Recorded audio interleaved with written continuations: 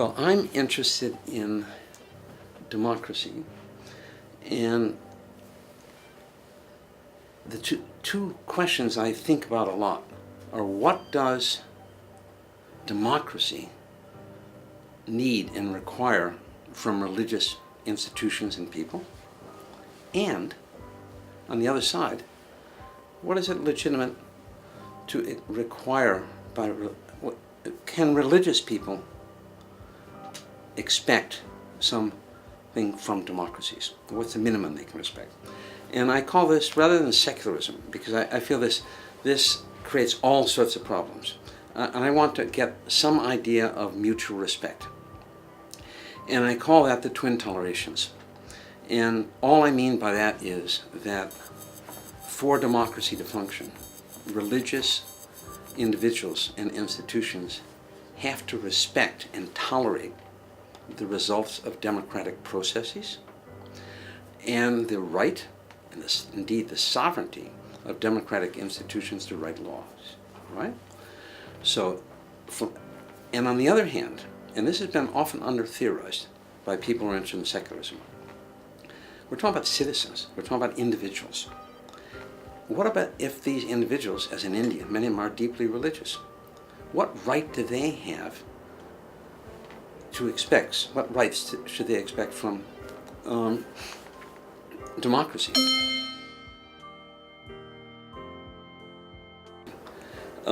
I think democracy should respect their right not only for privacy, in the privacy of their mind, to arrive at the faith they want. So, belief.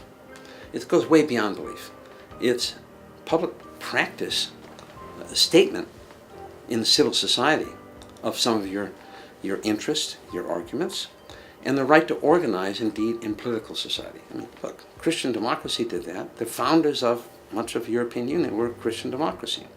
So this idea that religion should be restricted only to this private sphere, I think is wrong. If we're thinking about that, then it's interesting that the word toleration is much less of a problem than the word secularism. The word secularism, I mean, if I use the word secularism, I only use it now as multiple secularisms, in the sense that there are indeed many varieties by which democracy can have a secularism that is democratic. But there are many different types.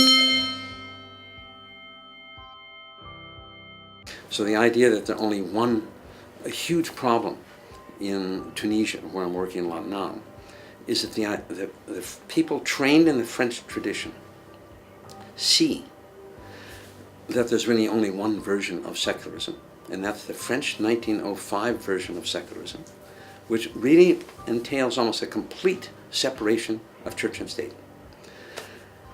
And so, and not only that, it's a religiously unfriendly form of secularism. Indeed, and this has been compounded in these countries by the fact that the Arab word for secularism in Arabic is almaniya. Almaniya absolutely implies, as a word, a certain pejorative stance towards religion. We need to think about things like this.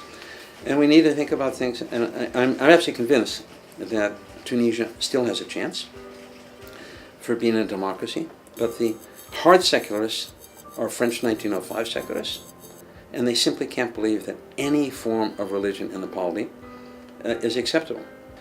The most religiously unfriendly law that's ever been passed in a democracy was the 1905 French approach to religion and state. Turkey followed that, so they're the iron triangle of authoritarian secularism. It's 1905 France, Ataturk, and Bourguiba, and now Ben Ali. Look, nobody believes that we're going to accept women's rights. But he said, look, what was the word we accepted? We accepted for secularism, against secularism, we suggested civic state.